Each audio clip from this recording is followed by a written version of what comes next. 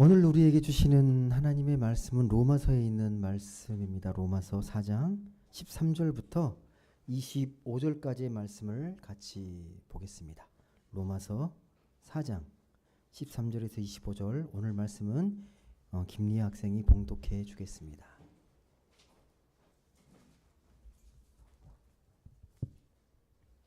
아브라함이나 그 후손에게 세상의 상속자가 되리라고 하신 언약은 율법으로 말미암은 것이 아니요 오직 믿음의 의로 말미암은 것이니라. 만일 율법에 속한 자들이 상속자이면 믿음은 헛것이 되고 약속은 파기되었느니라. 율법은 진노를 이루게 하나니 율법이 없는 곳에는 범법도 없느니라.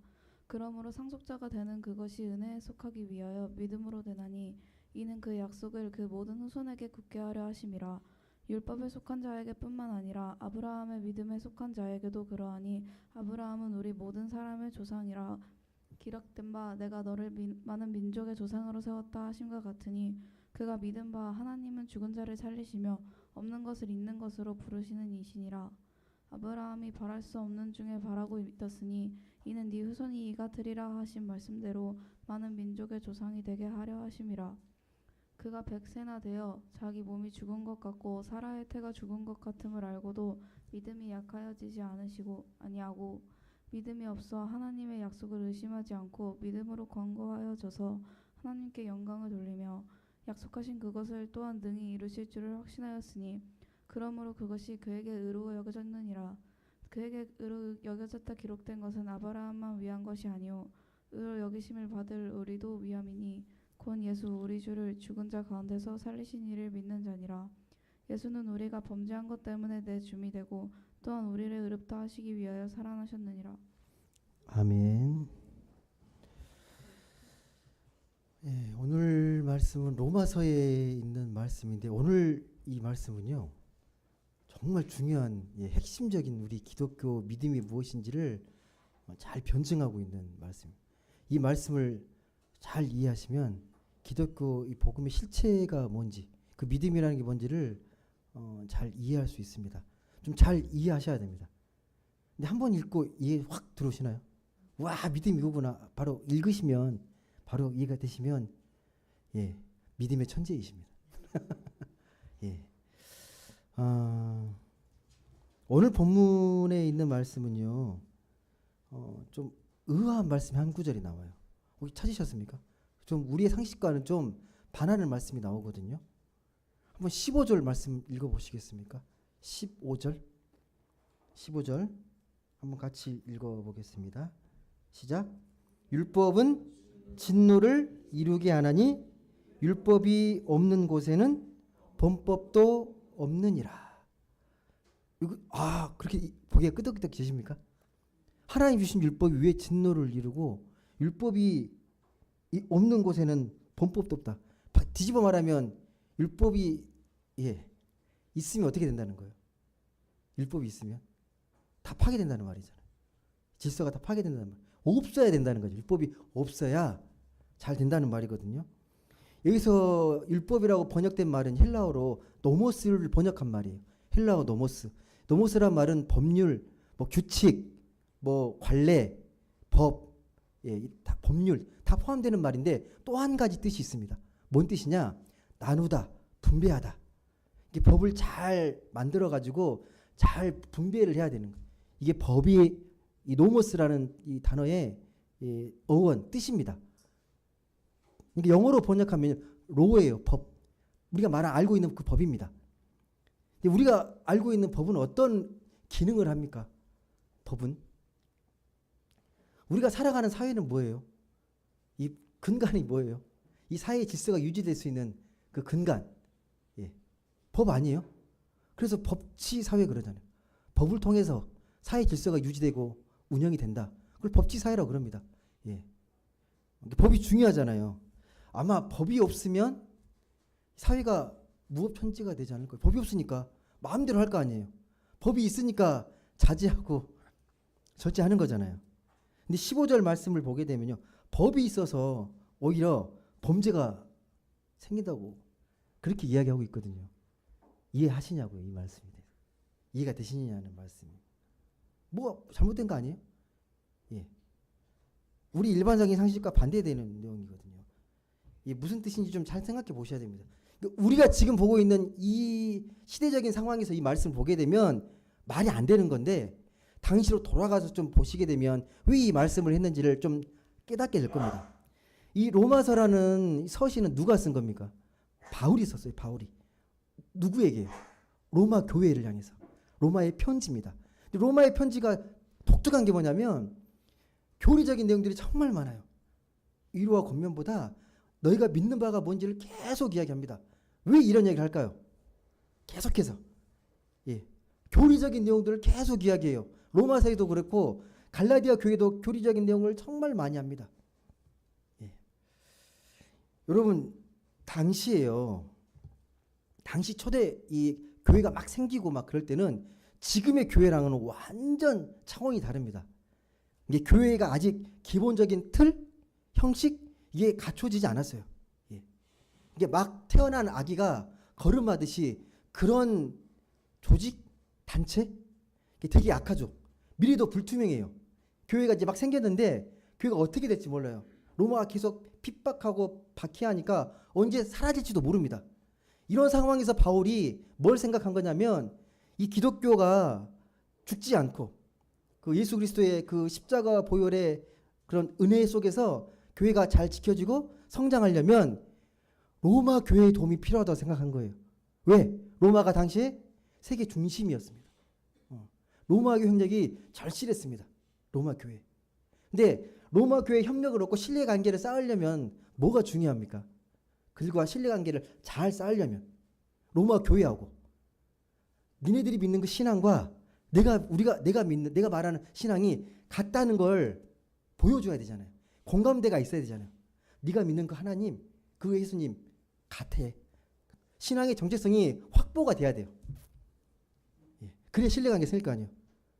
로마 교회를 향해서. 그 바울의 그 마음이 있잖아요. 이 복음을 잘 전해서 유럽 전역에 잘 전파하고 싶다. 이 마음의 이 심정들이 로마서 15장에 보면 고스란히 기록이 됩니다. 로마를 거쳐서 서바나까지 가고 싶다. 서바나가 지금 스페인이에요. 유럽 전역에 복음을 전하고 싶다고 그렇게 이야기를 합니다. 그러려면 일단은 로마 교회와 관계가 돈독해서 로마 교회 도움이 절실합니다. 그래서 이 로마 교회를 향해서 이야기를 하는데 그 이야기의 핵심이 뭐냐면 율법이에요. 율법. 율법에 대한 이해를 우리가 같아야 돼요. 율법에 대한 이해가. 우리는 지금 율법의 이해가 좀 정리가 돼 있죠.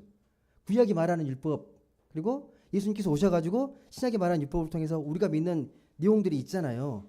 당시에는 그렇지 않았습니다. 율법이 되게 혼재되어 있어요. 율법에 대한 이해가. 유대인들이 이해하는 율법이 달랐고 그 다음에 처음 교회가 예루살렘 교회로 시작되잖아요. 예루살렘 교회가 이해한 율법이 달랐습니다. 그리고 또 오늘 바울이 말하는 그 율법의 진정한 의미, 본질이 또 달라요. 율법이 이해가 달라요. 율법에 대한 이야기가. 같은 걸 생각하는데 같지가 않습니다. 그 율법에 대한 이해가요. 근데 이 우리 교회의 시작이 태동이 예루살렘 교회로 시작이 됩니다. 모교회라 그러잖아요. 첫 태동하는 게. 근데 이 예루살렘 교회는 유대인들로 시작된 거잖아요. 유대교를 믿던 유대인들이 예수를 믿고 회심해가지고 그렇게 만들어진 게 예루살렘 교회입니다. 이 뿌리가 유대인들이에요. 근데 이들은 어떻게 율법을 이해했냐면 우리 기독교가 우리 교회가 살아나려면 유대교랑 관계가 좋아야 된다는 거예요. 관계가 나쁘게 되면 이 교회가 근간이 흔들릴 수 있다. 유대교의 방패막이 필요하다. 왜? 유대교는 로마로부터 보호를 받잖아요. 예. 전통 종교로 보호를 받아요. 그러니까 유대교는 보호막이 필요하기 때문에 유대교가 말하는 율법을 다 수용합니다. 있는 그대로. 할례도 행해야 되고 율법을 다 지켜야 된다고 이야기해요. 모세가 말한 거 다 지켜야 된다. 그래 유대교와 관계가 좋아지기 때문에 자꾸 이야기하는 거예요. 그런데 바울은 아니라고 이야기합니다. 절대 그럴 수 없다고 이야기합니다. 율법의 본질은 그게 아니라는 거예요. 본질은 그게 아니다. 근데 이게 치열한 신학의 논쟁이에요. 논쟁인데 예루살렘 교회와 바울이 논쟁을 하는데 처음 시작할 때 사도 바울은 비주류입니다. 아무리 떠들어도 씨알이 안 먹혀요. 안 먹힙니다. 왜 정통이 예루살렘 교회에 있으니까. 그럼에도 불구하고 오늘 로마서의 말씀을 통해서 그런 어떤 유대교회 예루살렘 교회가 말하는 율법 이해가 잘못됐다라고 로마 교회를 향해서 정확하게 이야기합니다. 그러면서 뭐라고 이야기하는 거예요? 율법은 진노를 이루고 율법이 있는 것에 본법이 있다. 그 율법은 우리가 생각하는 그 율법이 아닙니다. 잘못된 율법에 대한 이해를 말하는 거예요. 나중에 이제 사도 바울이 그래도 나름대로 인정을 받고 권위를 인정받으면서 그 사도행전 15장을 보게 되면 공회가 열려요. 드디어. 그 예루살렘 공회라 그러잖아요. 율법에 대한 이해를 다시 한번 정리한 거예요. 이방인들을 어떻게 믿게 할 것이냐. 이방인은 유대인이 아닌데 할례하고 다 해야 되냐. 그건 본질이 아니라고 그걸 계속 이야기하면서 베드로가 그것을 다 인정해줘요. 베드로가 나중에. 우리도 못하는 걸 왜 자꾸 이방인들에게 다 시키려고 하냐. 조상들도 못 지켰다. 거기 본질이 있지 않다 해가지고 나중에는 이제 우상, 목매어 죽인 것, 그 다음에 피를 멀리할 것, 할례 안 해도 된다 이런 것들을 몇 가지 규정을 정하고 그리고 우리가 지킬 수 있는 율법을 지키자라고 정의한 거예요. 율법에 대한 이해를 여러분 우리가 단순하게 막연하게 이해하시면 안 됩니다. 그러면서 오늘 말씀에 용기 있게 이 바울이 로마서를 통해서 율법은 진노를 이룬다. 이 선언이요. 되게 파격적인 선언이고 되게 용기 있는 선언입니다. 바울이 어떤 사람입니까? 근데 여러분 바울이 되게 논리적인 사람이고요. 되게 지성적으로 뛰어난 사람이고 율법 학자입니다. 바리새인이잖아요. 율법을 평생토록 연구했던 사람이에요. 그러니까 무조건 율법을 부정하거나 나쁘다고 매도하는 게 아닙니다. 율법에 대한 것들을 율법을 제대로 알자는 거예요. 율법에 대한 이해를 제대로 알고 있어야 한다는 거죠. 그러면서 오늘 율법에 대한 제대로 된 이해를 갖기 위해서 누구 예를 드냐면 아브라함을 예를 들어요. 아브라함이 누굽니까 여러분? 아브라함이 누구예요? 믿음의 조상. 그거에 대해서 이견은 없을 거예요. 예. 믿음 하면 무조건 아브라함, 믿음의 조상, 믿음의 아버지. 예. 그 이견이 없어요. 근데 여러분 창세기 말씀을 우리 아브라함을 보게 되면 어떻게 여러분 그 믿음의 조상처럼 혹시 여겨 정말 지십니까 여러분? 그 이야기를 쭉 들여다보면 창세기 15장 보면 되게 믿음이 약해 보이지 않아요? 그렇지 않나요? 물론 용기 있게 본토 친척 아버지 집을 이제 떠나기도 했지만 약속의 땅에 가다가 가뭄되니까 남방으로 가고 애굽으로 가버리고 그리고 또 잡혀서도 용기 있게 자기 아내를 막 누이라고 막 변명하고 너무 약해요. 이게 정말 믿음의 조상이 맞는지. 우리가 생각하는 그 믿음의 조상이라고 했을 때 그 믿음은 우리가 생각하는 믿음과 좀 달라요. 하나님이 인정하시는 믿음과 우리가 생각하는 믿음의 기준이 다르다는 걸 좀 이해하셔야 합니다. 13절에 그래서 이제 그 아브라함에 대한 이야기를 하는데 아브라함이 왜 믿음의 조상이 됐는지, 왜 하나님이 아브라함을 의롭게 여기셨는지가 이렇게 나옵니다. 예. 이 바울이 로마서를 통해서 아브라함이 어떤 믿음인지를 분명히 우리에게 설명합니다. 한번 같이 읽어보겠습니다. 13절 말씀 같이 읽겠습니다. 시작. 그 후손에게 세상의 상속자가 되리라고 하신 언약은 율법으로 말미암은 것이 아니요 오직 믿음의 의로 말미암은 것이니라. 뭐라고 이야기합니까? 그가 믿음의 조상이 된 건 율법이 아니라 뭐라고요? 오직 믿음의 의로 말미암은 것이니라. 여러분 아시다시피 아브라함은 오랜 동안 자식이 없었잖아요. 자식이 없었습니다. 오랜 동안. 그러다가 결국 하인 중에서 그 믿을 만한 종이었던 엘리에셀을 상속자로 삼으려고 해요. 이스마엘을 낳기 전에. 그런 마음을 갖고 있으니까 하나님이 아니라고 합니다. 엘리에셀이 아니라 너와 사라에서 태어난 아이를 내가 약속의 유업을 위한 상속자로 세우겠다. 그리고 그 아이를 통해서 밤하늘의 별과 같이 모래알 같이 많은 자손을 주고 또 내가 약속한 땅 가나안 땅에 너희를 번성하게 하겠다라고 약속을 한 거예요. 그런데 여러분 이거 약간 빈말일 수도 있지만 여담일 수도 있는데 공교롭게요. 지금 유대인이 이 팔레스틴에서 그 땅이 자기 땅으로 주장하는 근거가 여기서부터 시작이 됩니다. 하나님이 아브라함을 통해서 이 약속의 땅을 주신 거기 때문에 그 약속을 근거해서 유대인 어떤 이스라엘 공동체가 지금 만들어지고 있거든요. 이게 좀 아이러니한데 여하튼 핵심은요. 아브라함이 의롭다고 여겨진 것. 그것은 율법이 아니라 뭐라고요? 믿음이라는 거예요. 믿음. 언약. 예, 그걸 믿었기 때문에 하나님의 약속을 믿었기 때문에 아브라함을 믿음의 조상이라고 그렇게 이야기합니다. 다시 말씀하지만 언약은 율법으로 말미암은 것이 아니요 오직 믿음의 의로 말미암은 것이다 라고 말합니다. 여러분 또 기억할 게 있어요. 여러분 아브라함 때에는요 율법이 없었어요. 언제부터 율법이 시작됩니까? 수백 년 흐르고 모세 때부터 그때부터 율법이 시작이 됩니다. 율법이 정말 중요하거든요. 하나님 주신 말씀이니까. 그러나 하나님의 약속은 모세의 율법에서 시작된 게 아니라 아브라함의 믿음으로부터 하나님의 그 언약을 믿었던 믿음으로부터 시작이 됐다는 거예요. 오늘 본문 그 18절에서 21절까지를 보시게 되면요. 아브라함의 믿음을 되게 자세하게 잘 정리해서 설명하고 있습니다. 예. 뭘 믿었는지를 한번 보시죠. 그러면 그런 믿음인데 어떤 하나님 믿었는지가 18절에서 21절 읽어보시게 되면 나옵니다. 우리 한번 같이 구절이 좀 길지만 그래도 좀 읽어보겠습니다. 18절부터 21절 같이 읽겠습니다. 시작. 아브라함이 바랄 수 없는 중에 바라고 믿었으니 이는 내 후손이 이 같으리라 하신 말씀대로 많은 민족의 조상이 되게 하려 하심이라.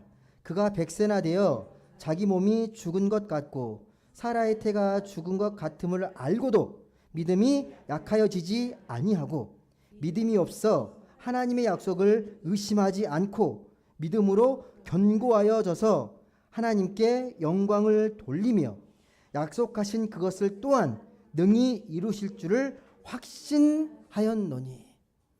무슨 믿음입니까? 아브라함은 18절 그 말씀 보시게 되면요. 믿었는데 어떻게 바랄 수 없는 중에 믿었다고 하거든요.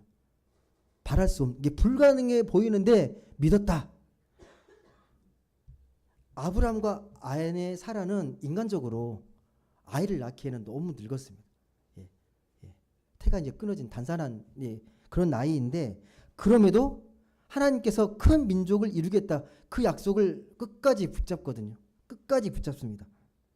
19절 보시게 되면 아브라함의 나이가 100세가 되었음에도 불구하고 그 믿음이 약해지지 않았다라고 합니다. 믿음이 약해지지 않았다.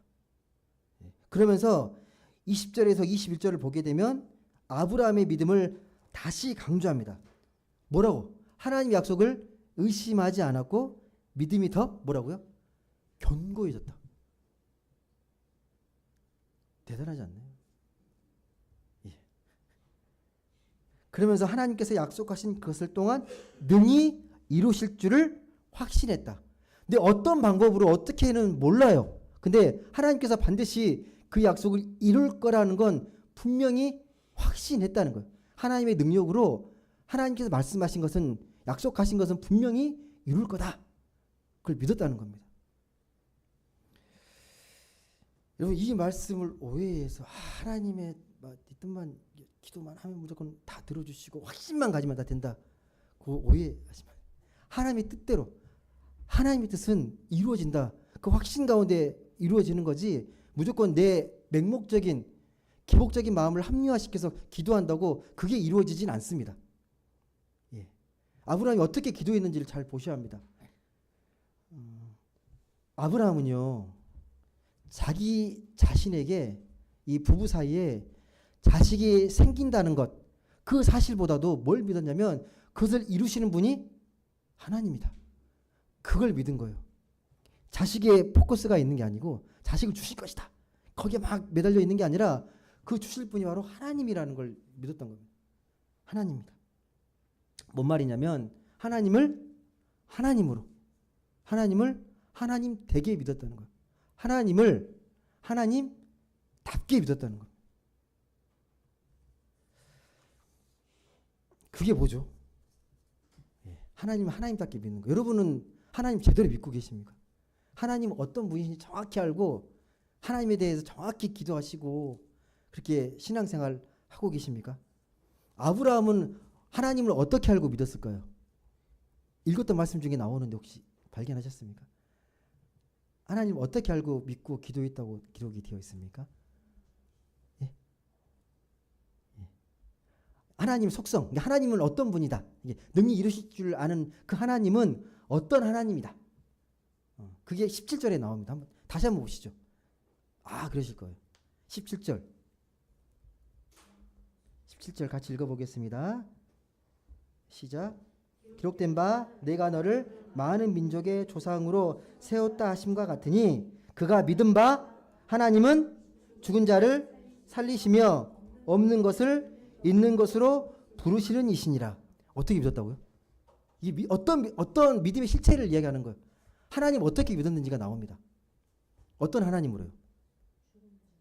예. 죽은 자를 살리고 없는 것을 있는 것으로 부르시는 이게 뭐죠, 여러분? 되게 중요한 말인데, 예. 죽은 자를 살리신다. 이게 뭐 부활 아니에요? 예, 부활케 하시는 하나님. 또 없는 것을 있는 것으로 부르시는 하나님은요. 창조의 하나님 아닙니까? 그렇게 믿었다고요. 없는 것, 있는 것으로 부르시는 하나님. 그리고 죽은 자를 살리신 하나님. 하나님 그렇게 믿었다고요.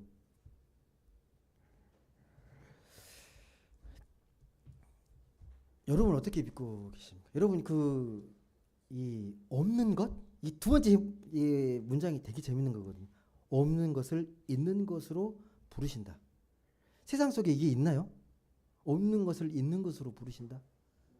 없는 걸 어떻게 있는 걸 어떻게? 예. 이 철학에서는 뭐라 그러냐면 이게 무와 존재 그러거든요. 없는 것, 있는 것. 없는 걸 좀 고상한 말로 무, 있는 걸 존재 그러잖아요. 그래서 이건 오래된 이제 철학적인 질문인데 진짜 세상에 있는 건 뭐고 없는 건 뭐냐? 눈에 보이는 건 다 정말 있는 게 맞냐? 허상은 아니냐? 우리가 보이는 현상들이 다 실체가 맞냐? 이 질문은 되게 오래됐어요. 또 이걸 연결해 가지고 우리가 살고 있는 이 세상이 이 지구가 어떻게 무슨 이유로 생겨났는지 여러분 아십니까? 이 지구가 왜 이런 모양으로 생겼는지 여러분 정확히 알고 계십니까? 그러면 이 지구상에 왜 인간이 이 지구를 지배하고 있습니까? 다른 생명체가 아니고 꼭 인간이 왜 이 지구를 그리고 여러분의 미래가 어떻게 될지 잘 예측이 되십니까? 계산이 되십니까? 근데 성경에서는 뭐라고 그러냐면요. 이건 신비의 영역이라고. 하나님의 영역이라고 말합니다. 근데 그런 것들은 우리가 어떻게 경험하고 느낄 수 있냐? 하나님을 경험하면서 느낄 수 있다는 거예요. 하나님을 알아야, 제대로 알아야. 이게 죽은 자를 살리고 없는 것을 있는 것으로 부르시는 하나님이에요. 이게 믿음의 가장 뿌리입니다, 여러분. 하나님을 이해하실 때 아브라함은 그렇게 믿었대요. 죽은 자를 살려내시고 없는 걸 있는 것으로 부르시는 하나님. 그 하나님을 믿고 그 약속을 믿고 기도하면서 믿음으로 믿음의 기보를 써 내려간 거예요. 문제는 뭐냐면 여러분 우리가 정말 바랄 수 없는 상황에서 하나님을 정말 잘 믿고 있느냐. 아무리 생각해도 내 머리로 통밥을 굴려도 도저히 답이 안 나오는데 불가능해 보이는데 이 아브라함처럼 바랄 수 없는 상황에서 하나님을 믿을 수 있냐라는 거예요. 그게 핵심입니다, 여러분. 아브라함의 믿음에서 우리가 꼭 배워야 될 게 뭐냐면 아브라함은 바랄 수 없는 중에 믿었다고 이야기합니다. 바랄 수 없는 중에. 여러분 그래서 우리가 말씀을 나누잖아요. 우리 삶을 나누잖아요. 신앙적으로. 나누는데 그 말씀의 그런 깊이 그 말씀의 내용들이 정말 하나님에 대해서 정말 깊이 있게 그런 생명력 있게 정말 하나님 그런 분이셔 라고 나누고 있는 것들인지 안 그러면 되게 피상적으로 겉핥기식으로 나누고 있는지를 좀 생각해 보셔야 합니다. 우리의 믿음이요. 예를 들면 내가 기도했는데 나를 이런 취업도 시켜주시고 내가 기도했더니 또 물질도 주시고 이런 기도가 틀렸다는 게 아니고 그런 어떤 1차원적인 어떤 하나님이 아니라 더 깊이 있게 오늘 말씀처럼 바랄 수 없는 중에 도저히 불가능해 보이는데 하나님께서 이렇게 역사하시더라. 예. 그런 믿음의 간증과 고백들이 우리 안에 나눠져야 한다는 거. 여러분 22절 말씀이 정말 중요한 말씀입니다. 22절 말씀. 22절 말씀. 다시 한번 읽어보겠습니다. 22절 시작. 그러므로 그것이 그에게 의로 여겨졌느니라. 의로워졌다는 게 뭘까요, 여러분? 이게 우리가 세상이 말하는 의로움이 아니라 하나님 말씀하심의 그 의로움. 내가 의로워졌다라는 게 뭔 뜻이에요? 내가 뭐 잘나서 의로워진 게 아닌데 하나님 나를 의롭다고 인정하는 게 뭐예요? 의로워지는 건 믿음으로 의로워지는 거고 그 의로움을 통해서 우리가 어떻게 된 거예요? 구원받은 거잖아요. 생명 얻은. 하나님이 나를 의롭다고 여긴다는 건 나를 생명으로 건져주셨다. 예. 나를 구원해 주셨다라는 의미입니다. 그 의로움의 의미를 착각하시면 안 됩니다. 자꾸 어떤 행실적인 의미로 율법적인 의미로 해석하면 안 되고 내가 의로워진 건 하나님을 온전히 믿음으로 그 믿음으로 인해서 내가 의로워졌다라는 겁니다. 오늘 말씀이 약간 좀 교리적인 말씀이라서 여러분 근데 되게 중요한 말씀이어서 제가 계속 강조하면서 말씀합니다. 그럼 다시 말씀을 들어와서요. 율법이 진노를 일으킨다 이게 무슨 말일까요? 여러분 율법이 정말 없어도 되는 건가요? 율법이? 다시 말씀드리지만 율법이 없으면 법이 없으면 세상의 질서가 다 파괴되잖아요. 안 지키면 그러니까 무엇보다도 우리가 법을 잘 지켜야 되잖아요. 우리가 알고 있는 뭐 국회나 법원이나 기업이나 모든 조직들은 뭐에 의해서? 법에 의해서 뭐 정관에 의해서 다 움직이지 않나요? 그걸 지키려고 그 정신 안에서 움직이려고 하잖아요. 법은 매우 중요하잖아요. 법을 지키지 않으면 아예 사회가 혼란에 빠질 거잖아요. 예. 그래서 우리 믿는 사람들은 법을 정말 무시하지 않고 법을 잘 지키는 삶이 정말 중요합니다. 이걸 준법이라 그래요. 준법 병신. 근데 율법이 진노를 불러온다? 율법이 의롭지 않다? 이게 좀 직감적으로 좀 이해되십니까? 율법이 진노를 불러온다. 율법이 있는 곳에 법이 범법하게 된다.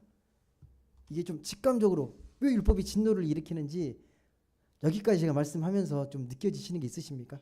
어떤 맥락에서 바울이 이 말씀을 꺼냈는지 여러분 정말 믿음으로 내 영혼이 만족을 얻고 의로 여겨졌다는 게 그게 정말 뭘까요? 어떤 하나님 믿고 내 영혼이 평안하고 영혼이 만족을 얻고 내가 의로워짐을 느낄 수 있는 그 실체가 여러분은 뭐라고 생각하십니까? 제가 예를 하나 들어드릴게요. 어느 농사꾼이 평생토록 농사만 짓고 삽니다. 농사를 지면서 늘 흙에 대한 깊은 관심과 애정을 갖고 흙과 평생토록 살아간 거잖아요. 이게 흙만 보면 흙의 상태를 아는 거죠. 흙이 건강한지 아닌지 어떤 영양 상태인지 수분이 있는지 없는지 흙만 보면 알잖아요. 남들이 없는 그런 식견들이 있잖아요. 흙만 보면 딱 알잖아요. 흙에 있는 그 고유한 힘과 뭐 생명 이걸 흙을 보면서 알잖아요. 이걸 흙에 대해서 의로워진 거예요. 흙에 대해서 의로워진 거예요. 흙에 대해서. 흙을 통해서 그 사람은 생명을 얻는 겁니다. 흙이라는 걸 통해서. 마치 이런 것처럼 아브라함도 하나님만 의지하면서 하나님이 나를 살리시는 거고 나를 구해주시는 거고 하나님의 능력에 전적으로 의존하면서 살아가는 것 그게 의로움을 얻는 겁니다. 더 깊이 지금보다 조금 더 낮게 하나님 믿음에 합당하게 좀 더 이해하는 거죠. 하나님을 지금보다는 조금 더 깊이 조금 더 낮게 하나님을 이해하려고 마음을 갖는 겁니다. 그게 하나님으로부터 우리가 의로워지는 거예요. 하나님도 의로워지는 겁니다. 여러분 사람은 누구나요 다 비슷한 수준에 살아갑니다. 뭐 살아봤자 길게는 우리가 100세 시대라고 하는데 뭐 80에서 90 산다고 생각했을 때 그동안 하루에 먹는 새끼는 2끼 아니면 3끼 하루 한 끼 드시는 분도 계시나요? 대부분은 2끼 아니면 3끼 드시잖아요. 그리고 부자나 가난한 자나 호흡하는 양이 다를까요? 호흡하는 양이? 거진 비슷할 거예요. 예. 여러분은 그것 때문에 사십니까? 잘 먹고 잘 호흡하려고 이렇게 매일매일 삶을 살아가십니까? 예, 건강하게 살아갈 수 있는 게 기본이긴 한데 여러분은 여러분의 삶을 이렇게 이끌어가는 삶의 그 원동력? 그의 힘이 뭔가요? 매일매일 살아갈 수 있게 하는, 삶을 살아내게 하는 그 힘이 뭐예요? 아, 오늘도 열심히 살아야지 하는, 그게 무엇 때문에 내 삶을 이렇게 이끌려 가는 것 같아요? 그냥 살지 뭐, 그저 뭐 하루하루, 그런 마음으로 사십니까? 하루 그냥 사는 거지. 어떠세요? 예, 저 궁금해서 물어보는. 하루하루 여러분 어떤 마음으로? 학교 가실 때 어떤 마음으로 학교 가시고, 예, 회사에 가실 때 어떤 마음으로, 일하실 때 어떤 마음으로 하시는 거예요? 예. 아, 내가 그래도 잘 살았다. 아, 정말 생명 있게 살았다. 그게 그 힘의 원동력이 뭡니까, 여러분? 살아낼 수 있는 힘의 원동력? 여러분, 우리는 믿는 사람으로서요, 정말 중요한 삶의 영적인 어떤 소중한 차원을 잘 붙잡고 살아가야 되거든요. 믿는 사람, 안 믿는 사람들과는 달라야 되잖아요. 가치가 달라야 되잖아요. 가치관이. 잘못된 걸 붙잡고 오류를 붙잡고 살면 생명을 계속 잃어갑니다. 하나님의 그런 은혜의 삶을, 가장 소중한 것을 붙잡고 살아가야 합니다. 이걸 잘 붙잡고 살고 계시는지는 잘 들여다보셔야 돼요. 예. 그게 뭐냐? 오늘 말씀의 본질로 보게 되면 하나님께 인정받는 거예요. 하나님께 인정받는 거예요. 하나님, 너는 정말 어렵다. 정말 하나님을 믿는 믿음이 정말 깊구나. 하나님 쉽게 저버리지 않구나. 하나님께 인정받는 거예요. 그걸 붙잡아야 돼요. 저는 매일매일 기도하면서 그 마음을 갖고 기도하는 게 뭐냐면, 하나님이 오늘 하루 내게 주신 삶을 어떻게 사는 걸 기뻐하실까? 내가 어떤 선택의 순간에 하나님은 어떤 선택을 할 때 가장 기뻐하실까? 예. 하나님이라면 어떻게 하실까? 계속 고민하는 거죠. 하나님이 원하시는 삶이 무엇인지. 그래서 말씀도 떠올려보고, 죄가 없으면 죄를 구하면서 기도하고. 여러분, 근데 교회 오래 다녔다고 어려워지는 거 아닌 거 아시죠? 뭐 30년, 40년 다녔다고 자연스럽게 어려워지는 게 아닙니다. 오히려 오래 다니면 오래 다닐수록 더 율법적이 될 수 있습니다. 눈에 보여지는 기준으로. 보이는 신앙으로 더 율법에 매일 수도 있습니다. 여러분, 바울도 원래 율법주의자였잖아요. 율법주의자. 여러분 각자 한번 질문해 보십시오. 이게 되게 진지한 질문입니다. 하나님은 나의 믿음을 의롭게 여기실까?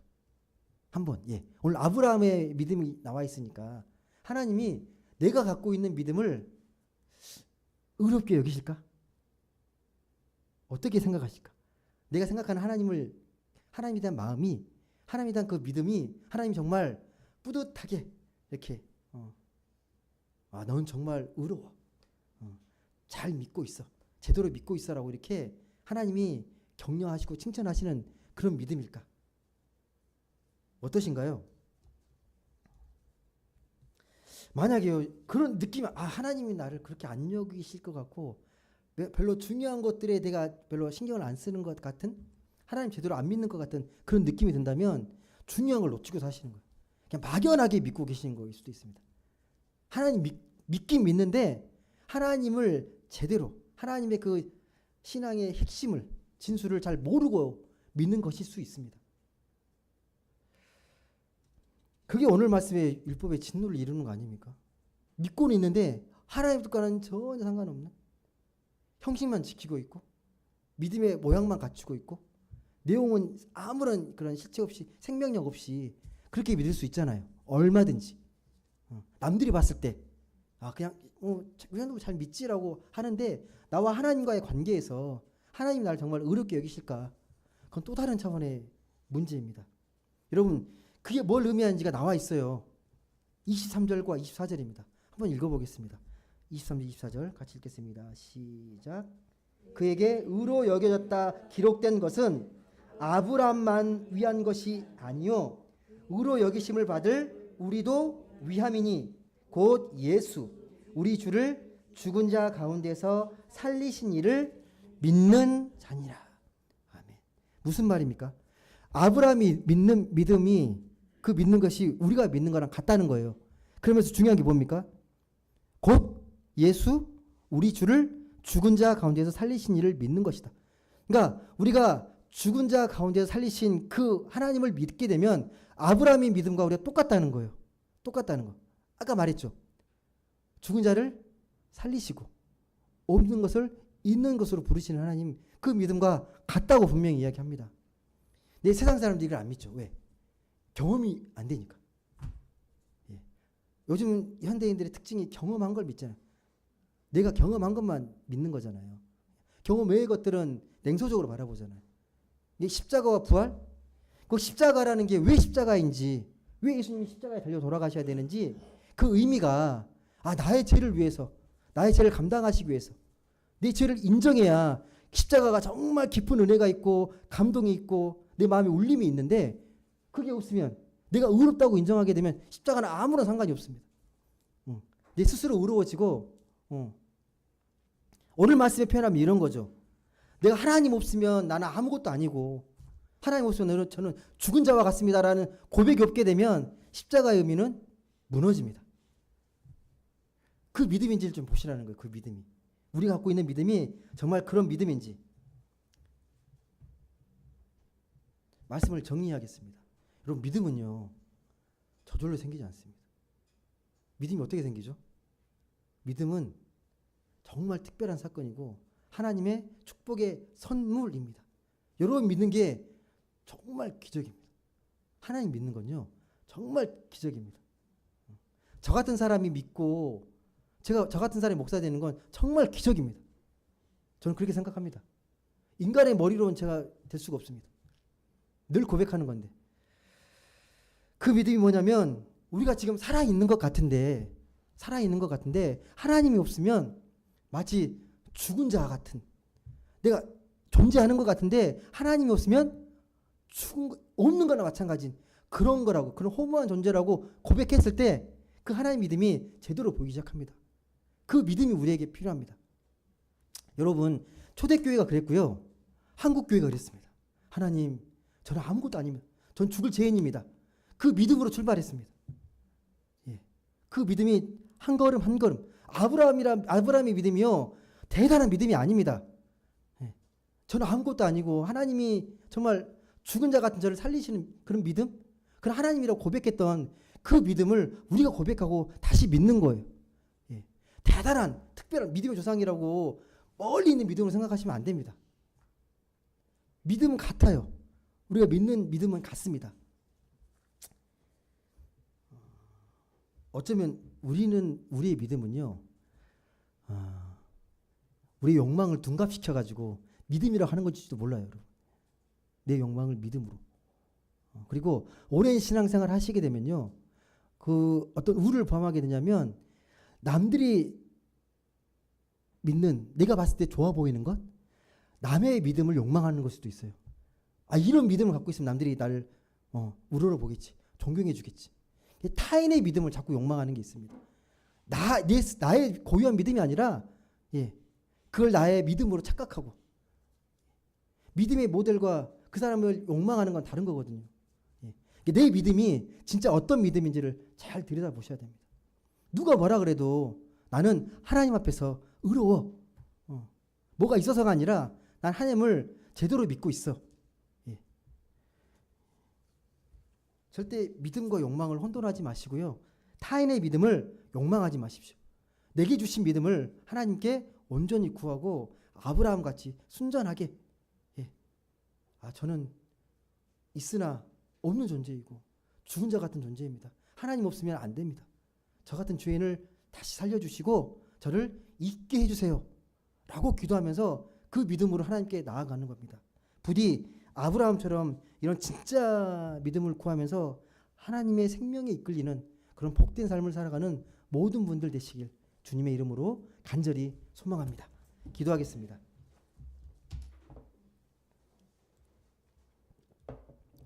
사랑과 은혜의 하나님 감사드립니다. 오늘 또 귀하고 복된 주일 우리가 믿음으로 주님께 나와 왔는데 이 믿음이 무엇인지를 다시 한번 깊이 고민하게 됩니다. 하나님, 우리의 믿음이 명목적인, 또 남들이 봤을 때 어떤 위선과 체면과 이런 상황 속에서, 그런 관계 속에서 형성된 믿음은 아닌지 깊이 고민하게 하시고 온전히 하나님께서 우리에게 주신 그 믿음의 것들을, 내게 주신 믿음의 고유한 것들을 잘 깨닫고 누가 뭐라 그래도 하나님께 의로움 받겠다, 하나님께서 나를 의롭게 여기시는 그 믿음을 향해 나아갈 수 있도록 성령께서 도와주시고 하나님 함께하여 주옵소서. 감사드리며 사랑이 많으신 예수님의 이름으로 기도드립니다. 아멘.